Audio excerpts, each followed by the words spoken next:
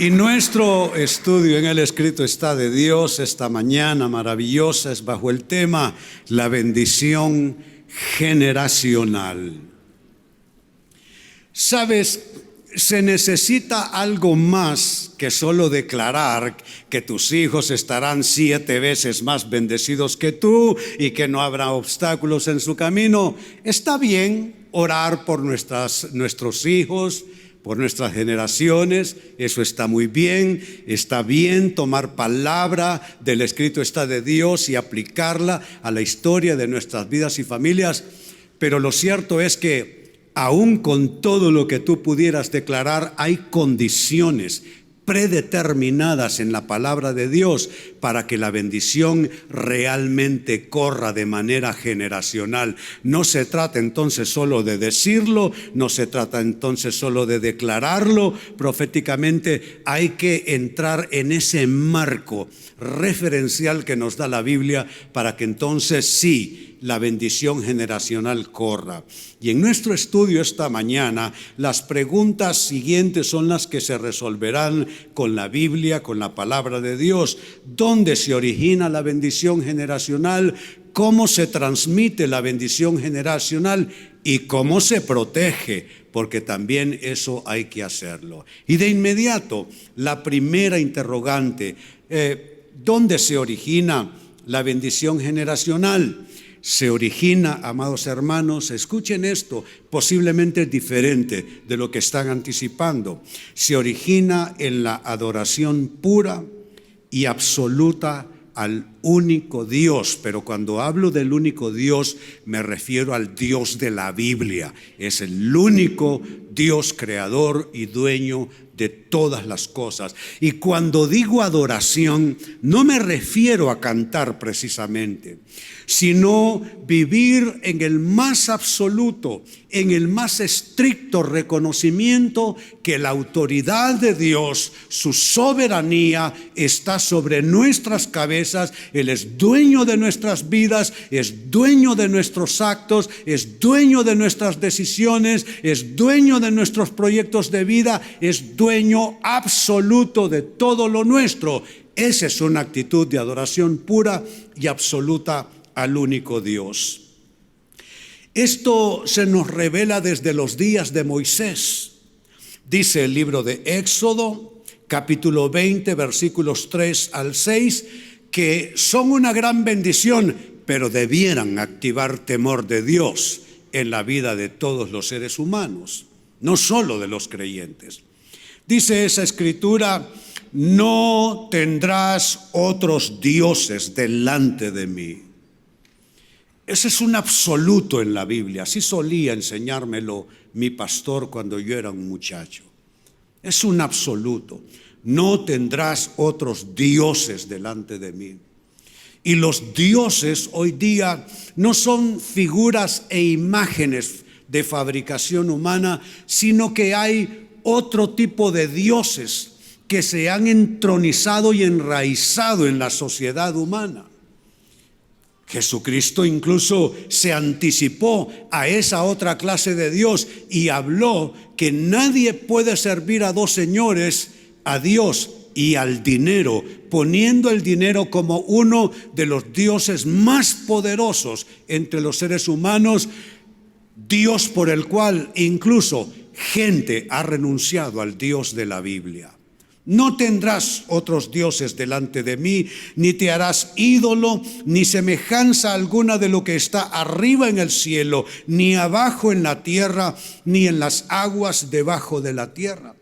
Uno debe tener cuidado, incluso hasta como fan, seguidor de personalidades, artistas, cantantes, deportistas. Uno debe tener cuidado porque tiene un límite. Porque una cosa es la honra y la otra es la idolatría.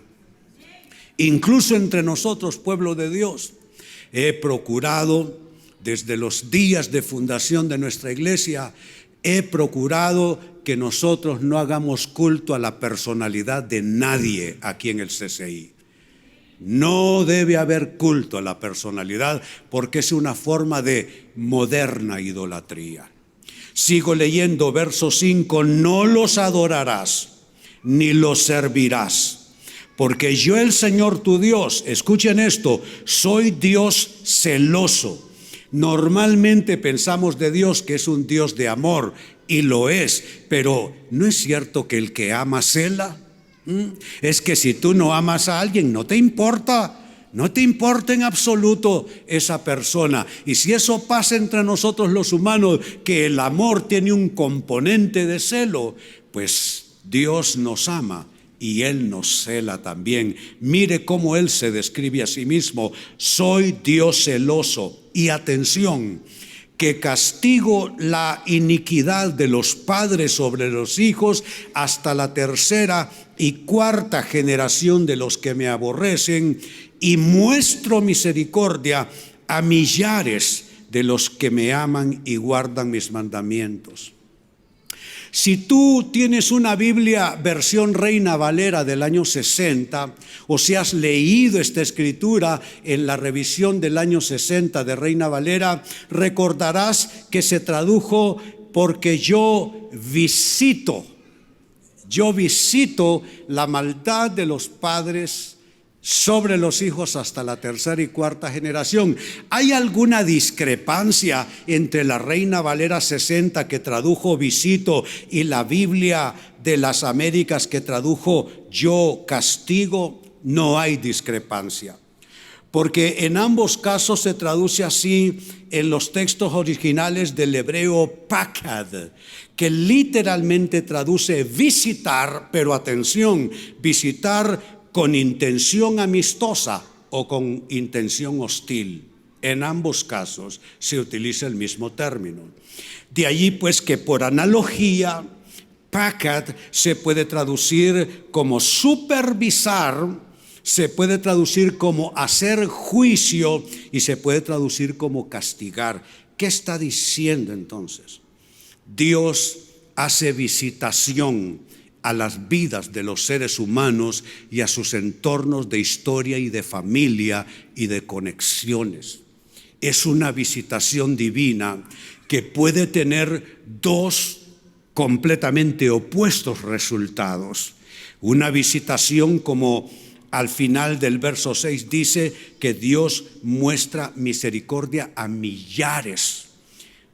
Noten que cuando la visitación es en términos de una supervisión divina que no satisface las demandas de su palabra y de su corazón, eso va a tener efectos hasta 3 y 4 generaciones. Pero cuando el individuo camina bajo la autoridad de Dios, bajo su temor y dándole gloria a Dios, eso no es para 3 o 4 generaciones, sino para millares. Es decir, que no hay comparación entre el trato de Dios para nuestras vidas y la misericordia de Dios que se extiende a millares de los que aman y guardan sus mandamientos.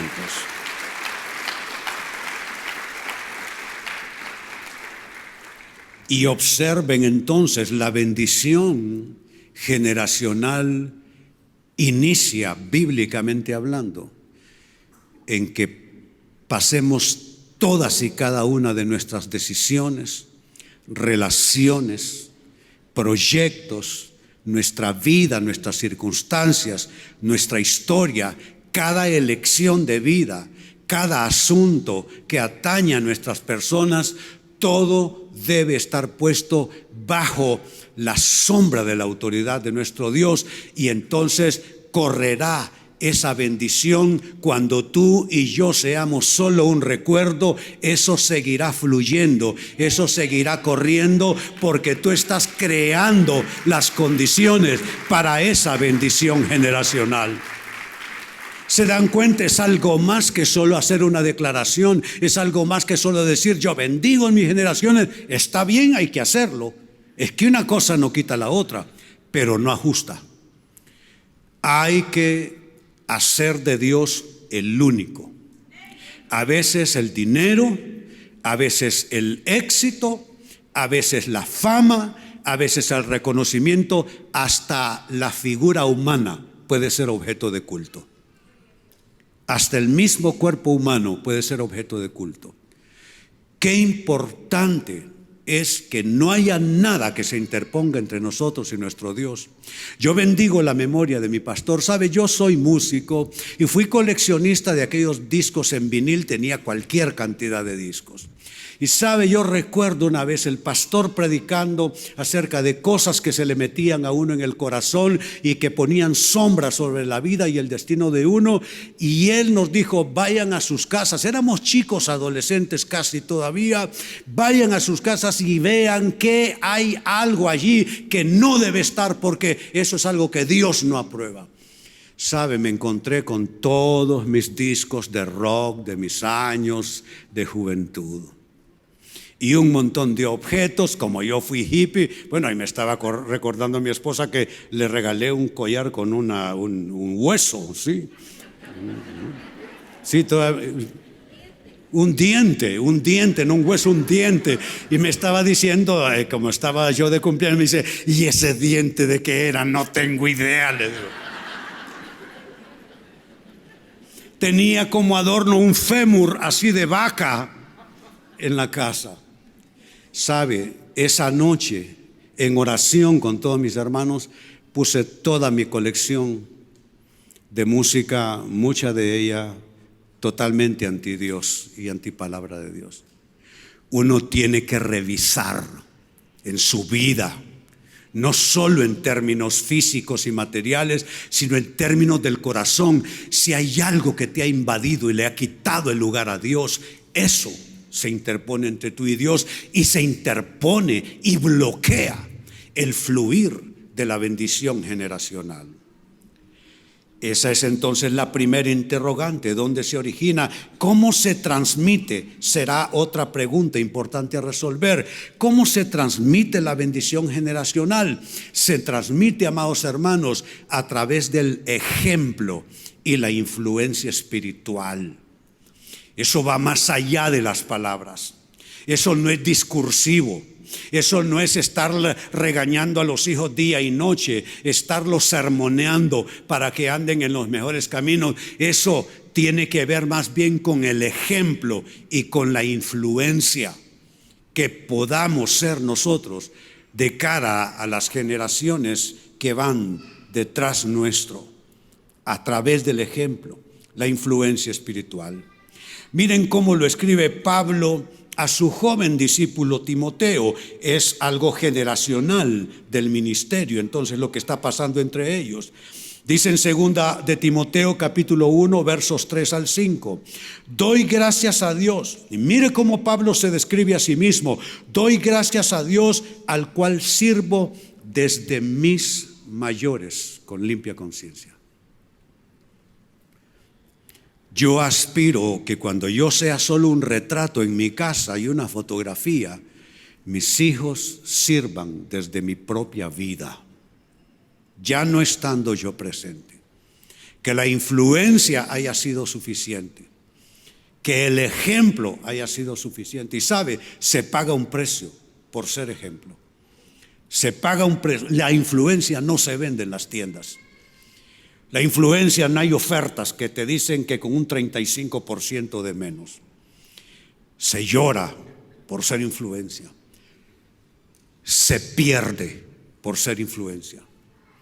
Siendo influencia, a veces hay que renunciar, a veces hay que perder, a veces hay que dejar ir, hay que soltar. Cuando entregué 16, 17 años atrás esta iglesia al pastor Alberto Solórzano, se me acercó uno de mis colegas que precisamente ya pasó a la presencia del Señor y me dijo: René, estás loco. Mira lo que Dios te ha dado, mira lo que tienes y lo estás regalando. Y le dije: ¿sabes qué? Ese fue mi trato con Dios. 25 años atrás, quiero que lo sepan, le dije: Dios, levántame. Y Dios, levanta lo que voy a intentar para ti. Y en cuanto eso ya tenga los suficientes cimientos, lo entregaré. Por eso es que Alberto Solórzano fue pastor más tiempo del que yo fui pastor aquí en la iglesia. Porque yo tenía que cumplir. ese pacto que hizo con Dios. Y no crean que es fácil. Cuando ya el árbol ha crecido, cuando ha florecido, cuando es una gran bendición, hay algo que pasa en tu corazón. Pero yo dije, no. Y me recordé a mí mismo, para ser una influencia y para ser un ejemplo, a veces hay que soltar, a veces hay que perder, a veces hay que dejar ir. ¿Y sabe qué? Hay un alto precio por ser influencia.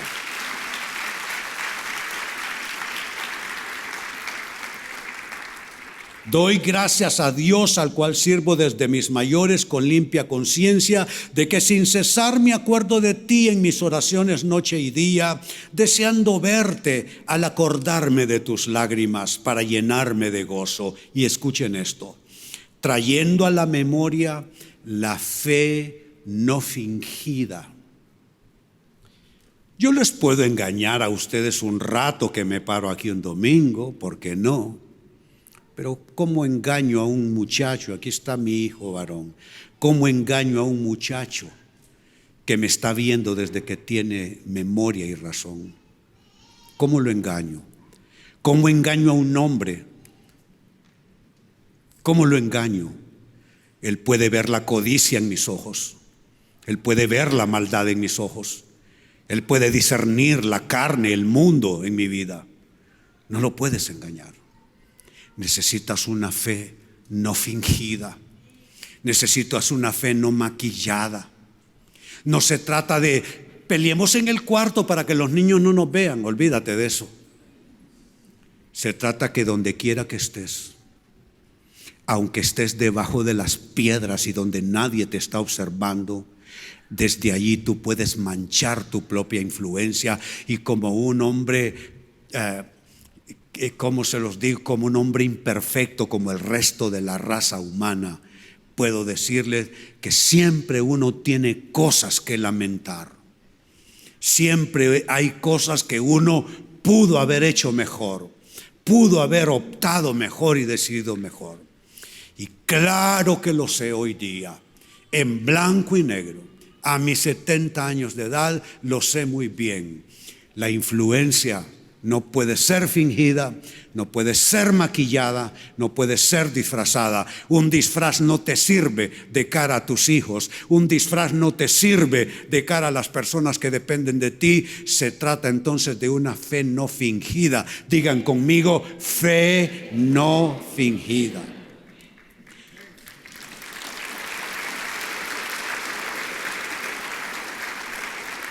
Trayendo a la memoria, porque así sucede, se queda con la persona. Tú ya no estás, pero en su memoria estará un poder que tú ejerciste sobre su vida en lo espiritual. Trayendo a la memoria la fe no fingida que hay en ti, la cual habitó primero. Noten, ser habitación es algo que se te mete por dentro, no es algo que aprendes. La fe cristiana no es algo que uno aprende a discursar. No se trata de repetir y de rezar oraciones para que nos vean. Los fariseos rezaban oraciones para que los vieran. No se trata de eso.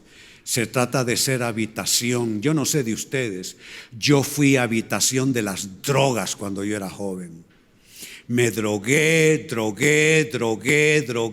¿Saben cómo terminé? Tirado en una acera. Aquí en Tegucigalpa. Allí terminé, como un perro que se está muriendo. A mí no me pueden venir con historias, porque yo vengo del mundo del mal, de la destrucción, de la maldad, de la esclavitud. Y me doy cuenta perfectamente que así como la droga me invadió y se me metió por dentro, era necesario que Dios me invadiera también y se me metiera por dentro. ¿Sabes?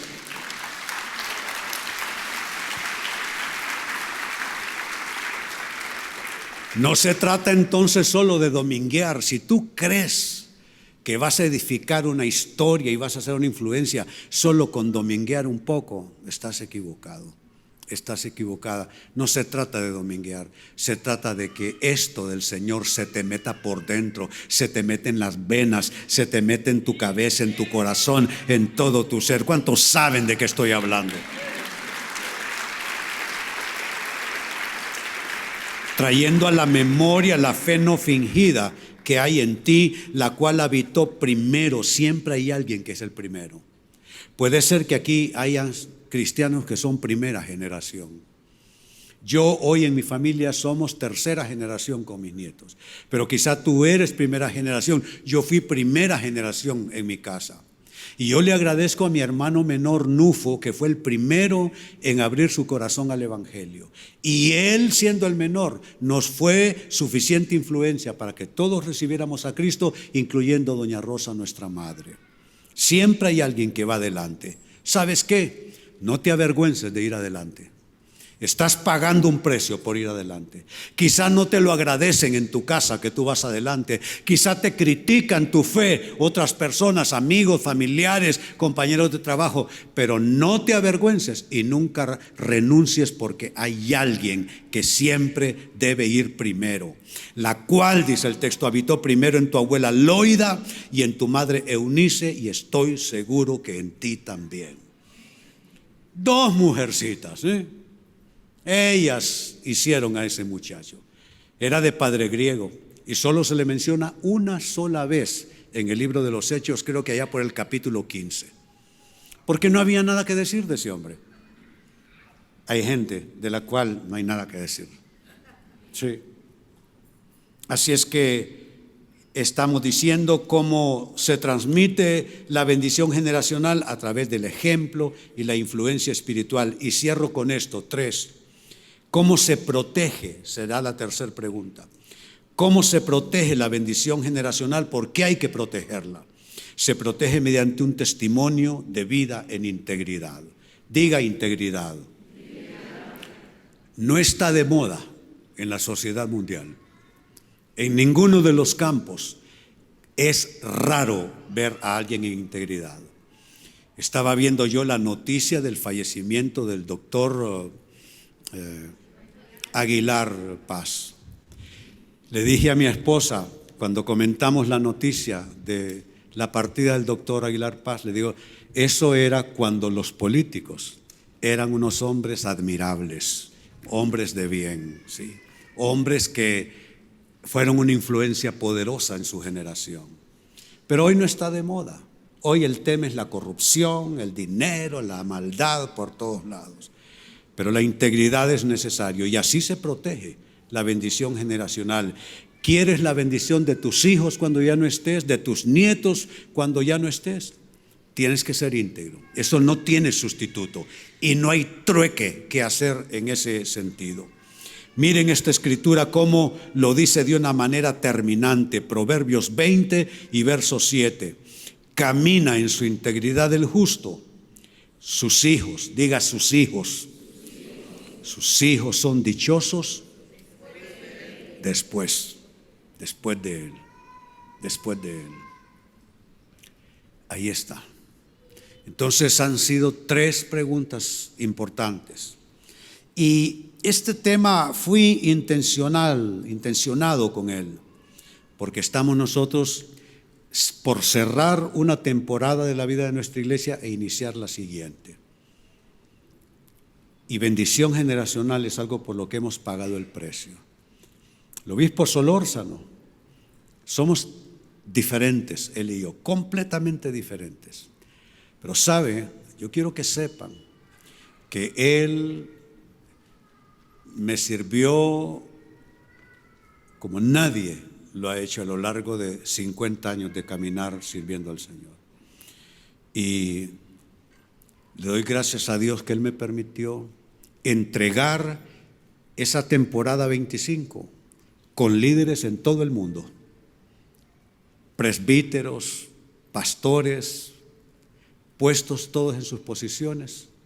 Y eso, claro que tuvo un costo. Y si se puede hacer en la iglesia, se puede hacer en las familias y en la historia de los individuos. ¿Cuántos creen que lo puede hacer cada uno? Entonces se origina en la adoración pura y absoluta al único Dios, se transmite a través del ejemplo y la influencia espiritual y se protege mediante un testimonio de vida en integridad. ¿Cuántos quieren heredar bendición generacional? Y les digo algo, es una bendición ser parte de este ministerio. Este es un ministerio generacional. Aquí no se dan golpes de estado o golpes de púlpito a los pastores. Somos 3 generaciones vivos, los 3.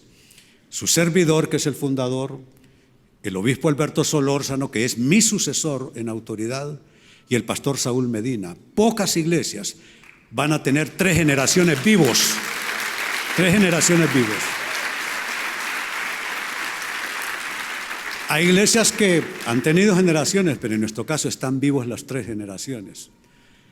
No creo que alcance a ver al cuarto, pero que seguirá por la gracia del Señor. Claro que sí. Muy bien, puestos de pie, ha sido una mañana maravillosa. Hoy tuvimos antesala de aniversario 25. ¿Cuántos se han gozado? Gracias, Pastor Saúl, has hecho una programación tremenda. Mi admiración, gracias. Padre, te damos gracias esta mañana. Te bendecimos tu nombre, te exaltamos. Hoy venimos con enorme gratitud, Señor, a celebrar no lo que somos nosotros, sino lo que eres tú, Señor. Gracias te damos, hermano, hermana. Quiero bendecir tus generaciones también. Alza tus manos. Hoy, representando al Dios que está contigo y te ama, vengo a bendecir tu vida generacional.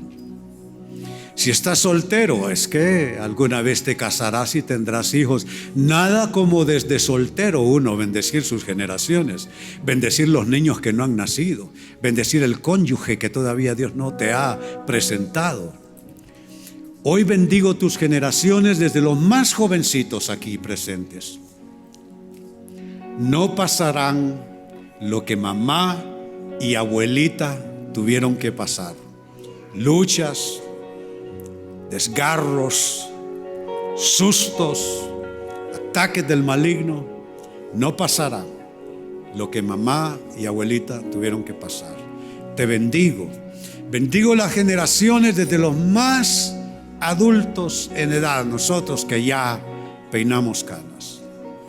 Bendigo tus generaciones y bendigo los sueños que alguna vez tuviste para tu casa, para tu familia, lo que quisiste ver. Y el Señor te depare todavía días maravillosos donde podrás constatar que valió la pena confiar en el Señor.